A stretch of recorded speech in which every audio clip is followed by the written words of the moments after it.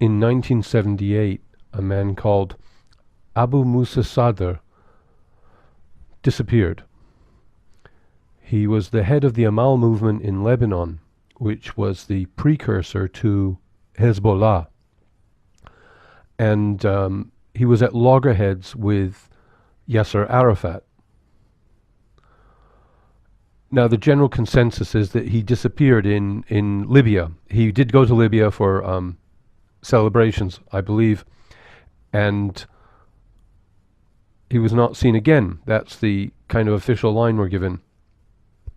There is one report of his passport turning up in Lebanon, and it's in a Lebanese newspaper, and there are stamps of him arriving in Italy. But anyway, I don't know all the ins and outs of it, but this issue is maybe so important for the Libyan war and what is unfolding. He was a Shiite leader, and he was very popular. The bulk of the accusations go towards the Gaddafi regime having assassinated him. There are others that say it was Iran or whatever. But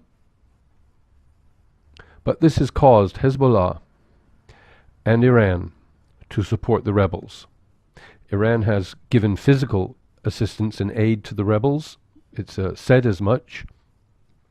In terms of humanitarian aid, we don't know the whole story. All his actions through Press TV are clearly pro-rebel. And Hezbollah was one of the first to recognize the NTC rebels and congratulate them on their victory when they took over Tripoli. But you would be very reasonable to say, well, has Hezbollah got fighters in Libya helping? And it would seem very possible. And its intelligence network is notoriously good. So I think we can assume there's physical assistance being given to the rebels from Hezbollah and Iran. And between them, they have a lot of influence on the Arab world. Lebanon was very instrumental in getting this resolution, 1973, through the UNSC. And Hezbollah is extremely powerful in Lebanon. So there are also relationships with the Gulf. And it gets terribly complex because Syria is really the last voice of resistance, and yet it's very much allied with Iran and Hezbollah. So it's not an area I know enough about to go into, but there's a lot of contradictions. Leaders do get assassinated. Israel used a helicopter gunship and assassinated Sheikh Yassin, the head of the Hamas, in 2004 in public. And many civilians were killed at the same time. And he was like a paraplegic on a wheelchair, almost blind.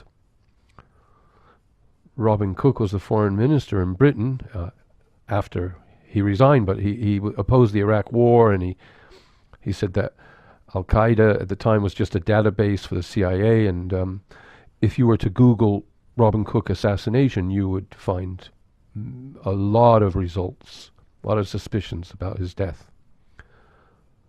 But meantime, it seems out of control because even if you wanted to get even, a vendetta, a case of revenge, this is outrageous what's going on. It's absolute genocide, destroying a whole nation, destroying a whole tribe of people, whole towns and cities. It makes no sense. It makes no sense. But I'm afraid this has somehow actually put Hezbollah and Israel on the same side, along with Iran, at this period. And as to what that could do in the future, let alone the present, it could really reshape the Middle East. A whole new alignment, a very strange situation.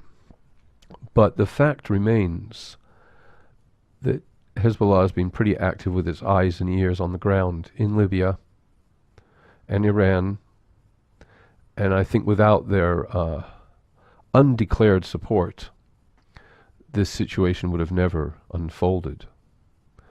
But it's not spoken of that much. Iran often accuses Israel of 4 diplomats that it had that disappeared in Lebanon. It makes reports saying they're in Israeli prisons, they were last seen with Israelis. Well, I don't see Iran attacking Israel. Not suggesting it should, but given what's happening in Libya, I don't know, it's just unbelievable to allow this to go on. And we have to look at the inter-Arab relationships. And certainly it's a big mess. But we find Hezbollah, Iran, and Israel on the same side suddenly.